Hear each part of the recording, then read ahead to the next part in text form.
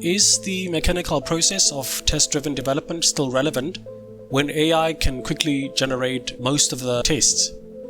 By now, almost everyone knows about vibe coding, where any user, even if you're a non-developer, you can pretty much just create a complete application, and you only just need to prompt AI you don't have to give it any technical details.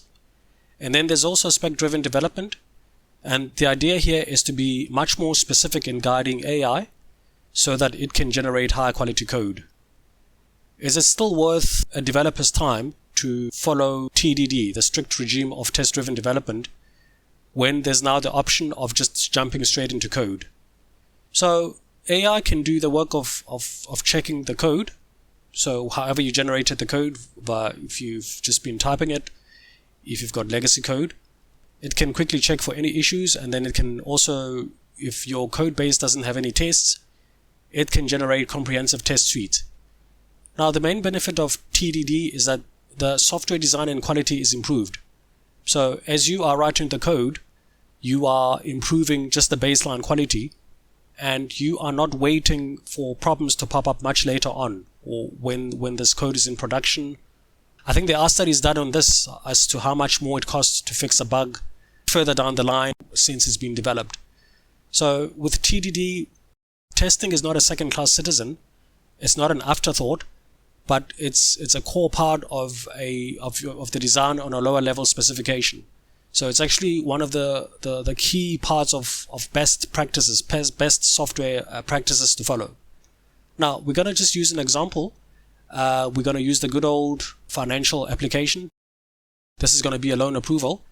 A developer can quite clearly just jump straight into writing out this method as quickly as they can. You can just churn out the code, and then you can later worry about testing.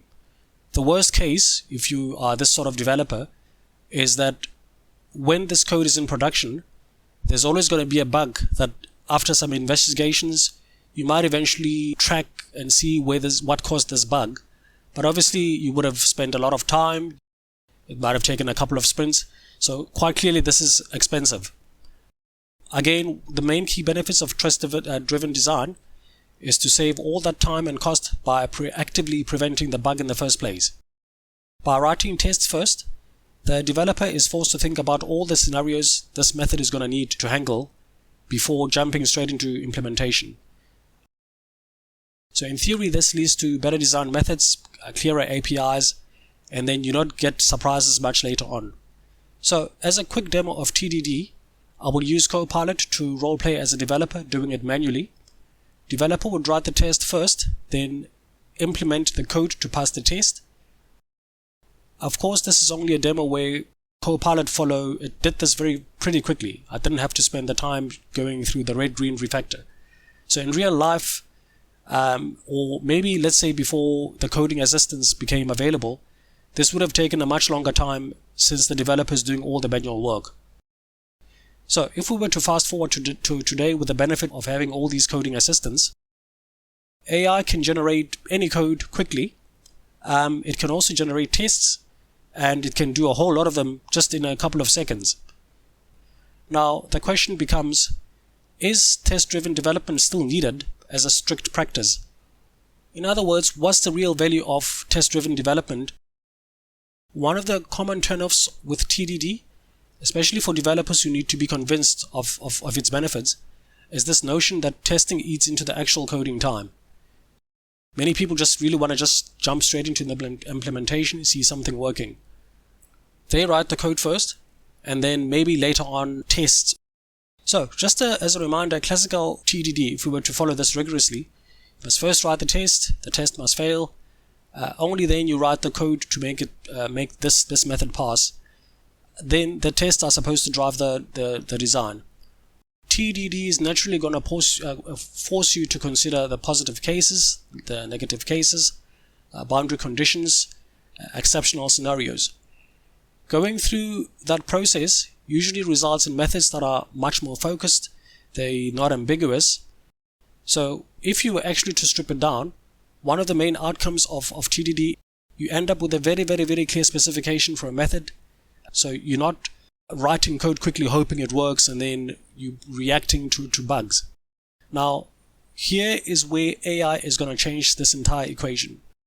If the developer is no longer writing the tests by hand, instead is relying on AI to generate them, how is that design thinking gap filled? What is it that's going to be filling that part where you're going to need a specification in any instance? My view is that this gap can be filled, you would have guessed it by now, simply by just very well human written specifications, especially in the form of method signatures and comments. It's very clear, it's precise, but the real leverage comes from adding meaningful comments to the method stub before the implementation. In other words, instead of writing tests first, the developer writes a clear human language specification. This is what the method does, which inputs are valid or invalid, edge cases matter, which exceptions should be thrown. AI can then use that specification to generate both implementation and the tests. The order of which gets written first is no longer a priority. The main source of truth is just the human-readable spec. There's still a lot of benefit in writing some of the unit tests first, especially for domains or classes that might be too ambiguous, and you are going to be forced to spec them out. What I've just described is going to lead into a separate topic of spec-driven development, which I cover in a separate video. So, is test-driven development completely obsolete and no longer needed because AI can simply generate massive test suites? The answer is going to be a big no. And the key to this answer being a no, really in taking a step back and realizing that there are actually two non-obvious parts to test-driven development. The first part is that there is going to be a tangible outcome, and that tangible outcome is going to be a very clear testable specification. This is non-negotiable. TDD is forcing you to have some kind of specification, which is then, as a result, you're going to drive better quality code.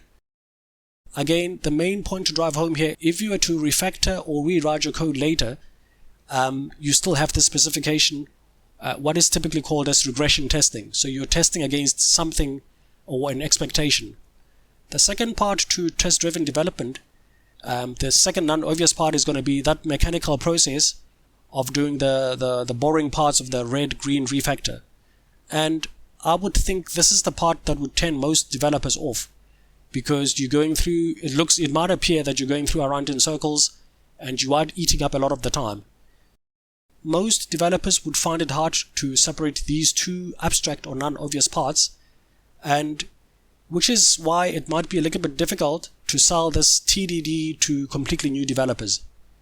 But now with AI, most developers can fall into just a similar trap, and I suspect most developers are still going to miss the point, or most people who are just vibe coding might also be still missing the point that a high quality code base is one that has a very clear, unambiguous, testable specification.